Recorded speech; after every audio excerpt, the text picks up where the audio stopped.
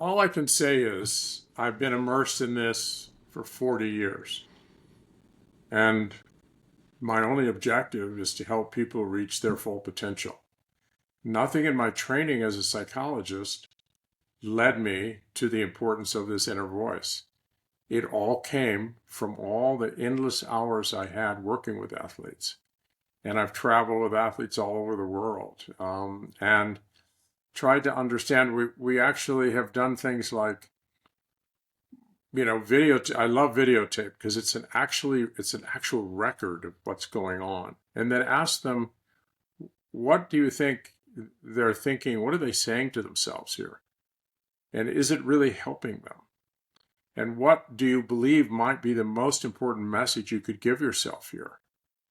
And the more you do that, the more I realize that, hey, wait a minute, if I get too far off the grid I'm trying to control this delicate physiological biochemical balance in my body. And if I go completely off the grid, I'm probably disturbing that, in a way that's going to be very hard to get it back. Maybe if I crush a racket here or there, or I scream and yell, or I trash talk my opponent, occasionally that might end up clearing house and you reset and you play better. But I can tell you, if that was my experience, I'd be teaching that. And my experience has been exactly the opposite. When I watch Yannick Sinner perform, I get goosebumps. Goosebumps not just because of his athletic genius, but because of the way in which he connects with himself. He's a very healthy, very balanced person in terms of his understanding what all this means. He feels very grateful for the opportunity. He has the ability to reset quickly after maybe a couple really bad points.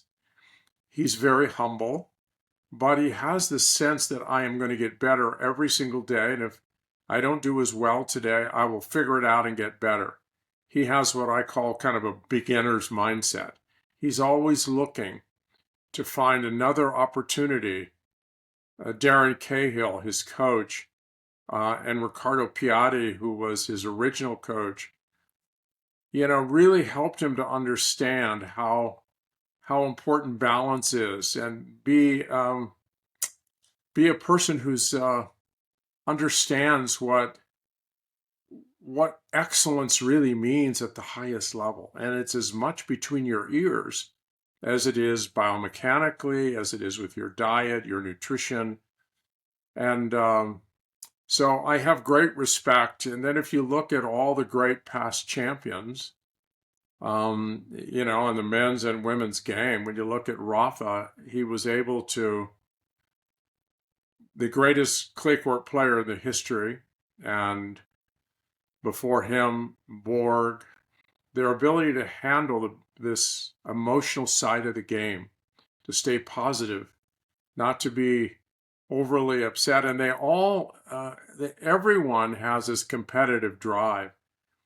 Uh, even someone like Boris Becker or someone like Federer, you think, well, they didn't have that temper. They had wild tempers, and they had to learn how to tame the lion without putting out the fire. They had to learn how, Borg had to have his rackets taken away. And if he didn't control himself, he wasn't allowed to play. Well, he finally learned. And when he did, it escalated him to a level that no one really understood could even be achieved at that time. The same with Federer, the same with Rafa.